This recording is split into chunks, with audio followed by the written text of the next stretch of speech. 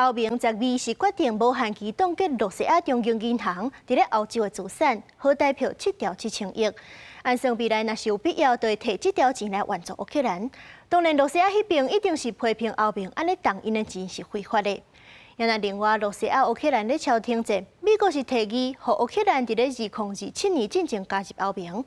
不过，这加入欧盟要符合的条件，乌克兰本身到今多数拢无达成。欧盟各国政府12通过重大决定，将价值2100亿欧元，合代表超过7.7兆的罗夏主权资产，改造有需要的期间内继续冻结，不是每6个月都针对冻结期限进行表决。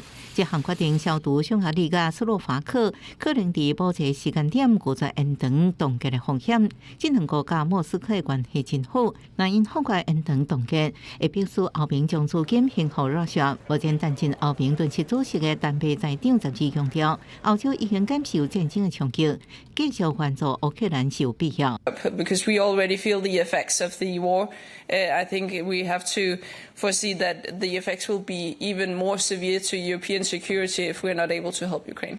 罗夏中央银行表示，欧盟计划动用因的资产行为是非法，可保留使用一切可用手段来保护自身利益的权利。欧盟希望动用冻结的罗夏资金，向乌克兰提供相关1650亿欧元，差不多6条代票的汇款，来支援乌克兰2026到2027年军事甲民生预算需求。在美国川普政府包括提供乌克兰援助资金了后，欧盟在无愿移动本身资金的情形下，冻结罗夏资产是唯一的办法。Ukrainian budget runs a huge deficit, and we are not even mentioning the needs of the army.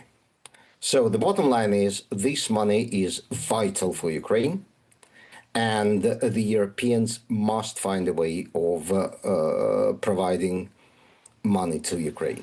金融时报杂志指出，美国总统目的伫终结两国战争的谈判内底有一项和平提案，喊算安排乌克兰伫2027年1月初进前加入欧盟。对基辅来讲，加入欧盟长期以来一直是重要目标，希望进一步脱离莫斯科的势力范围。不过，伫欧盟反锁36个集会阶段内底，乌克兰连一个也无完成。了解这计划，欧洲外交官表示，要伫2027年进前完成乌克兰一平是真困难。